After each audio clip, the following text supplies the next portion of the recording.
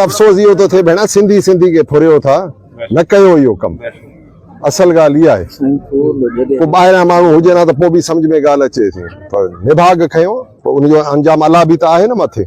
इंसाफ़ उहो कंदो आहे न टे न आहे हिकिड़ो माण्हू न हिकिड़ो माण्हू आहे उहो लही वियो अॻु में उहो बि मिली वेंदो कम वारा माण्हू इहे हुया जेका मारिजी विया ॾिसो जेको राति वाक़ियो पेश आयो अदनान मगज़ी बेदर्दी सां क़त्ल थियो बिस्मिल्लाह रहमान रहीम होया ये डेकॉइट्स प्रोफेशनल गैंग हुयो जेको इन जे कढ आया आहिनि मुंहिंजे ख़्याल जिथे वञी गाॾी खई आहे और हिननि जो ऑपरेट ईअं ई कंदा आहिनि जिथे गाॾी बीहंदी आहे उते वरी फुरींदा आहिनि ऐं माण्हू खे बि ॾींदा आहिनि साण पोइ वञी अॻिते लाहींदा आहिनि असांखे इहा ॻाल्हि ई सम्झ में नथी अचे इन खे लाहे छॾनि वञी जेको बि गाॾी न न को मसइलो न आहे गाॾी जो पर जीअं बेदर्दी सां हिननि मारियो आहे माण्हू खे उन जो फ़ैसिलो वरी अलाह चंद कलाकनि में कयो हाणे अर्ज़ु इहो ई आहे जो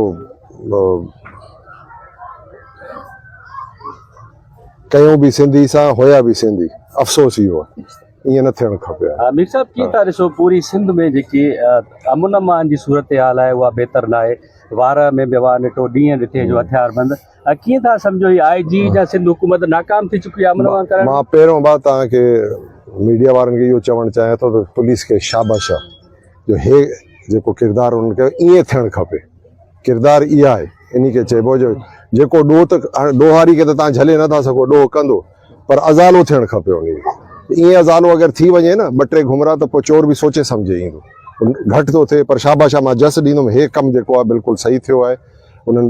मुक़ाबिलो करे मारियो आहे चोरनि खे साॻी चोर बि ज़ाहिर थिया असांखे थोरो ख़दशो हुयो जो मथां को ॿिया माण्हू मारिजी विया आहिनि उहो हमरा जेके डिकी में कढियोसीं हे ॿी गाॾी फुरे विया अॻिते जो हो गाॾी ज़ाहिर थी पई उन बि सॼो ॿुधायो वरी गाॾी बि मिली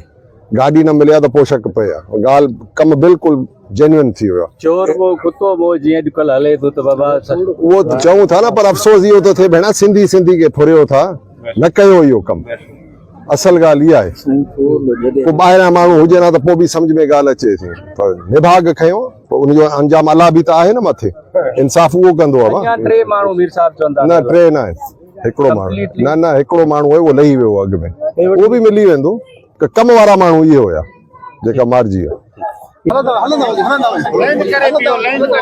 थोड़ा क्या हट ये थोड़ी गेट थोड़ा क्या एक पास हो गया हेलो आराम से हटियो को हटियो बाबा मेहरबानी करे हटियो ने मुझे